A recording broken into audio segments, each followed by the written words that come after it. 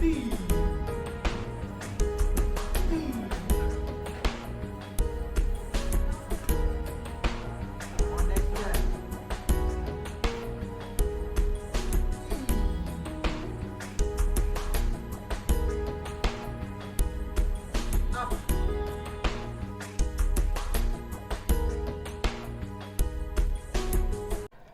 हम खड़े हैं विवेकानंद मार्ग में और यहाँ पे उन बच्चों के लिए सेंटर है प्रोडिजी, जो बच्चे ऑटिज़्म से ग्रसित हैं। तो आज हम चलते हैं और बात करते हैं कि ये विवेकानंद मार्ग है और वहाँ से जब अंदर आएंगे तो ठीक कॉर्नर में आने पे ये बिल्डिंग है, देखिए इसी में एक सेंटर है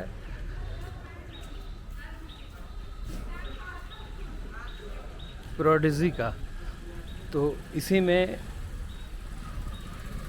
ऑटिज़्म के बच्चों का थेरेपी होता है। तो चलते हैं अंदर और आज हम बात करवाते हैं कि कैसे इन बच्चों को ठीक कर सकते हैं।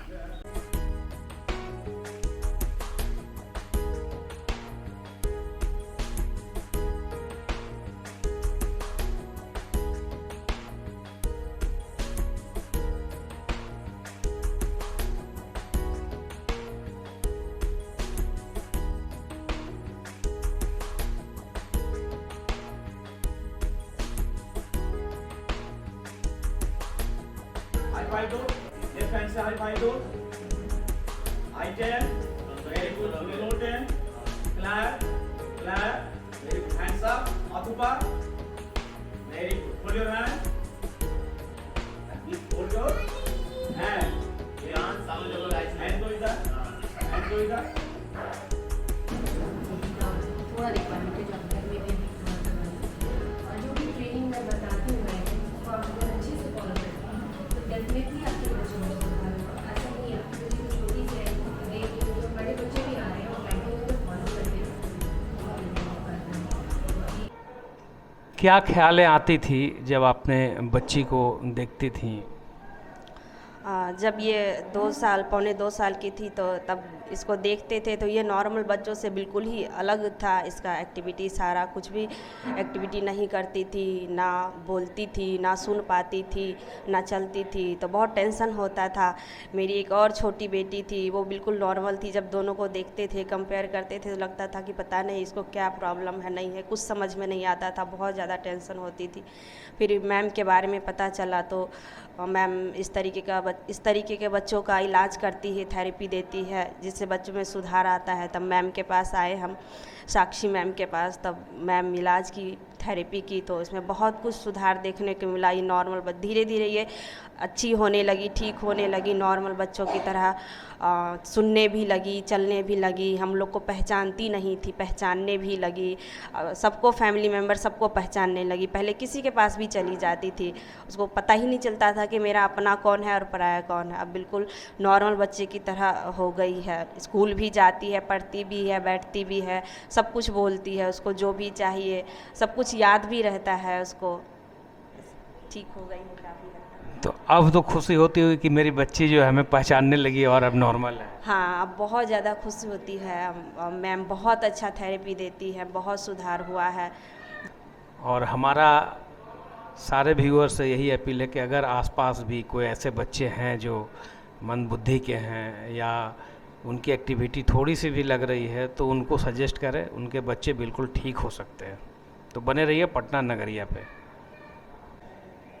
ये सारी चीज़ों को अब समझती हैं और हमको लगता है कि अब ऑलमोस्ट ठीक हो गई हैं। अब उसको कोई प्रॉब्लम अब है नहीं, अभी सब अच्छा चल रहा है।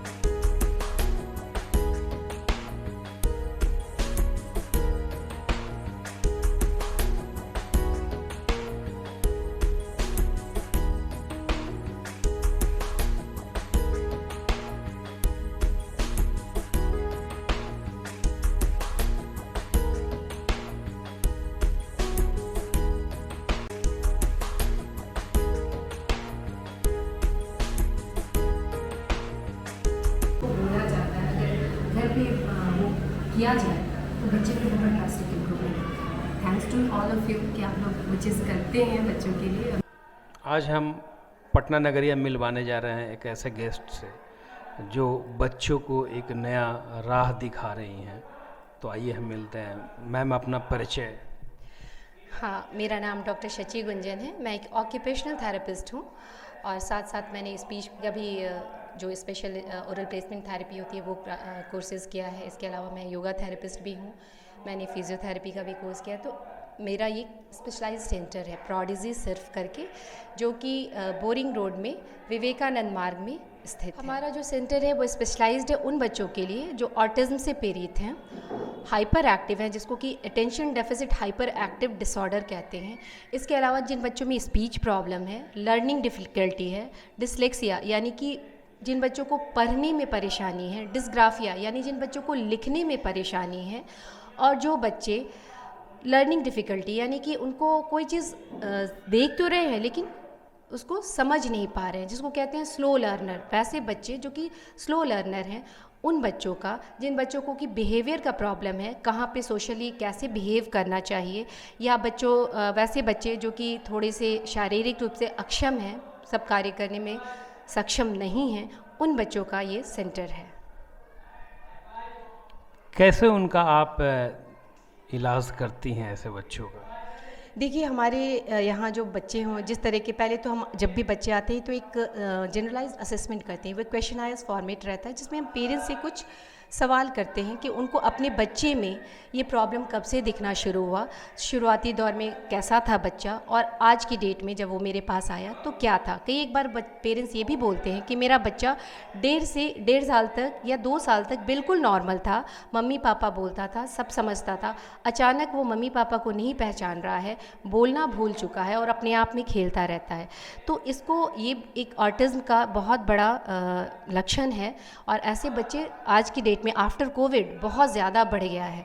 तो ये एक लक्षण है, इसके बेसिस पे हम पहचानते हैं। इस तरह का क्वेश्चनायर फॉर्मेट रहता है। फिर उसमें उसके बाद जिस तरह की रिक्वायरमेंट होती है थेरेपी की, जिन बच्चों को ऑक्यूपेशनल थेरेपी चाहिए, जिन बच्चों को सेंसरी इंटीग्रेशन चाहिए, जिन बच्चों को स्पीच थेरेपी चाहिए, जिन बच्चों को स्पेशल एजुकेशन चाहिए या ABA थेरेपी चाहिए, ये सारी थेरेपी हमारे उस बच्चे के असेसमेंट के बाद निकल के आती है कि उसमें क्या थेरेपी चलेगी। मैम, बात करें तो जैसे कोविड में ऑनलाइन का काफ़ी वो हुआ था, तो कैसे उस समय आप संभालती थी अपने सेंटर को, और कहाँ कहाँ से लोग जुड़े थे ऑनलाइन? देखिए, उस वक्त तो वो कोविड का फेज़ बहुत ही ख़राब था, और इन बच्चों के लिए और भी ज़्यादा, क्योंकि इन बच्चों को सोशली इंटरैक्टिव होना बहुत ज़रूरी होता है। और सोशल, हमारा समाज तो बिल्कुल बंद हो चुका था उस टाइम में, कहीं बाहर नहीं निकलना है। हम लोग अपने बच्चों को ये भी बोलते हैं पेरेंट्स से कि आप उनको पार्क में ले जाइए या ऐसी जगह ले जाइए जहाँ ज़्यादा आदमी हों, ज़्यादा फैमिली मेम्बर्स के बीच में रखिए, क्योंकि वो किसी से इंटरैक्ट नहीं करते हैं, अपने ही फैमिली मेम्बर्स को नहीं पहचानते। और वो समय ऐसा था जबकि अपने फैमिली मेम्बर्स से भी आप नहीं मिल पाते थे। तो ये एक ऐसा प्रॉब्लम हमारे उस समय का ये रहा है, दौर रहा है, जिसमें कि हम लोग काफ़ी कुछ झेले हैं, और ऐसे बच्चे बहुत ज़्यादा झेले हैं। तो उनको मैं ऑनलाइन सेशंस देती थी, और जो बच्चों को ज़रूरत होती थी, जिन मदर्स को या फादर्स को, कि मुझे कुछ सजेशन दीजिए कि मेरे बच्चे में ये प्रॉब्लम आ रही है तो मैं क्या करूँ, तो मुझे ऑन फ़ोन भी बात करते थे मुझसे, और मैं उनको सारे प्रॉब्लम्स का, कैसे उसका सॉल्यूशन निकालना है, क्या करना है आपको घर पे, ये सब बताती थी। बाहर से भी लोग मुझसे जुड़े, अभी भी मेरे से, जैसे बांग्लादेश से कुछ बच्चे ऑनलाइन ले रहे हैं सेशंस, कुछ बच्चे USA के भी सेशंस ले रहे हैं। हमारे सेंटर पे स्पेशली USA का एक बच्चा आता है, बेल्जियम से बच्चे आते हैं, UK के भी बच्चे हैं। तो इस तरह के बहुत सारे बच्चे हैं जो कि यहाँ पे एक बार सुधार की प्रक्रिया के बाद वो यहीं स्टे कर गए। आफ्टर कोविड वो आए, कोविड के बाद वो वहाँ से यहाँ शिफ्ट हो गए, लेकिन उनकी बाकी फैमिली मेम्बर्स जैसे फादर हैं वो लोग अभी वहीं हैं, बट मदर यहाँ लेकर आए और उन्होंने थेरेपी स्टार्ट किया, और उन बच्चों में इम्प्रूवमेंट के बाद वो लोग अभी यहीं स्टे कर रहे हैं। कोई कांटेक्ट नंबर है क्या जो हमारे व्यूअर्स, अगर ऐसे पेरेंट्स हैं वो जानना चाहें तो उनके लिए? बिल्कुल है, हमारा गूगल पे भी है, गूगल पे भी लोकेशन एंड एवरीथिंग डाला हुआ है। बहुत सारे पेरेंट्स गूगल सर्च करके भी यहाँ से आते हैं। और एक चीज़ और, यहाँ पे बिहार के सुदूर इलाकों से भी बच्चे आ रहे हैं। सासाराम के बच्चे हैं, पूर्णिया के बच्चे हैं, सहरसा के बच्चे हैं, दरभंगा के बच्चे हैं, आरा के बच्चे हैं। ये पेरेंट्स वहाँ से शिफ्ट हो गए हैं प्रॉपर और आसपास ही मकान लेकर के वो रह रहे हैं। जैसे अभी हमारे सेंटर पे जब मैं बात कर रही हूँ, 2 बच्चे हैं, एक दरभंगा का और एक नरकटियागंज का। वो दोनों पेरेंट्स यहाँ शिफ्ट हुए हैं और वो थेरेपी के लिए हैं और वो लेते हैं और उन्होंने गूगल से सर्च किया। इसके अलावा मेरा जो कॉन्टैक्ट नंबर है वो 7991147407, ये मेरा कॉन्टैक्ट नंबर है। इस पे आप मुझे डायरेक्ट कॉन्टैक्ट कर सकते हैं। मैम, आखिरी सवाल आपसे कि कैसे माँ बाप पहचाने कि हमारे बच्चे में ऑटिज़म का लक्षण है? देखिए, ऑटिज़्म का जो लक्षण है वो बहुत सिंपल तरीके से आप पहचान सकते हैं। वो बच्चे जो कि अपने नाम का रिस्पॉन्स नहीं दे रहे हैं। सपोज़ आपके बच्चे का कोई भी नाम हो, आप उसको बार बार बुला रहे हैं लेकिन वो एक बार भी पलट के नहीं देखता है। वो अपने आप से खेलता है, अपने एज ग्रुप के बच्चों के साथ मिंगल नहीं होता है, उनके पास नहीं जाता है। वो कुछ अपने आप में तो बोलता है लेकिन आप जब कुछ बोलते हैं तो उसका कोई रिस्पॉन्स नहीं देता, वो आपको नहीं पहचानता है। ऐसा लगता है कि वो चीज़ें समझ नहीं रहा है। सबसे बड़ी बात है, ऐसे बच्चे एक ही एक्टिविटी को बार बार करते हैं, जैसे हैंड फ्लैपिंग हुआ या कान पे हाथ रख के चिल्लाना हुआ, कुछ भी ऐसा चीज़, वो बिल्कुल अलग तरीके से उनका बिहेवियर हो जाता है। तो लगेगा कि जैसे वो अपने आप में ही नहीं है, मतलब उनकी दुनिया ही अलग है और वो हमसे इंटरेक्ट नहीं कर रहे हैं। ये सब जब लक्षण दिखे, जब बच्चे आँख में आँख डाल के आपसे कोई चीज़ नहीं मांग रहे हों, हाइपर हों, एक जगह अस्थिर से नहीं बैठ रहे हों, अपने नाम का रिस्पॉन्स नहीं कर रहे हों और खुद से खेलते हैं, अपने एज ग्रुप के बच्चे के साथ नहीं मिंगल हो रहे हैं, तो आप सचेत हो जाइए कि आपके बच्चे में ये ऑटिज़्म का शुरुआती लक्षण है।